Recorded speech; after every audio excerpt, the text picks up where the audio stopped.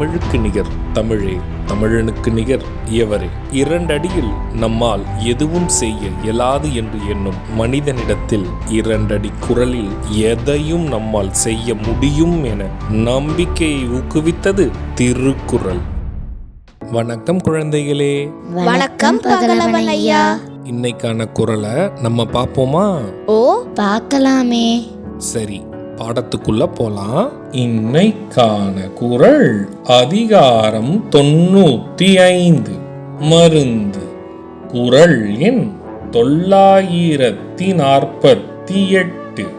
நோய் நாடி நோய் முதல் நாடி அது தணிக்கும், வாய் நாடி வாய்ப்பச் செயல். ஐயா, நீங்க சொன்ன இந்த குறளோட பொருள் என்ன?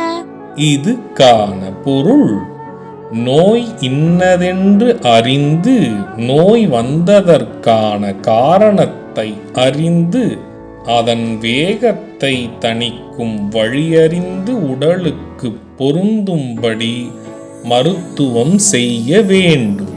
இதுக்கு ஒரு உதாரணம் சொல்லுங்களேன். இதுக்கான உதாரணம், நம் உடலில் நோய் வந்துவிட்டால் அதன் தன்மை அறிந்து அதற்கான காரணம் அறிந்து அதற்கேற்றால் போல் நம் உணவு வழக்கத்தை மாற்றிக்கொண்டு அதற்கான உணவுகளை மட்டுமே எடுத்துக்கொள்ள வேண்டும். அதுவே சிறந்த மருந்தாகும். நான் சொன்னது உங்களுக்கு புரிஞ்சுதா தீரன், இலக்கியா? நல்லா புரிஞ்சுது ஐயா. இனி இந்த குறள் எங்களுக்கு மறக்கவே மறக்காது. சரி பசங்களா, நாளைக்கும் இதே மாதிரி சுவாரஸ்யமான குறளை பார்ப்போம். நீங்க வீட்டுக்கு போன உடனே என்ன பண்ணணும்? இன்னைக்கு நாங்க படிச்ச குறளை அப்பா அம்மா கிட்ட சொல்லி காட்டுவோம்.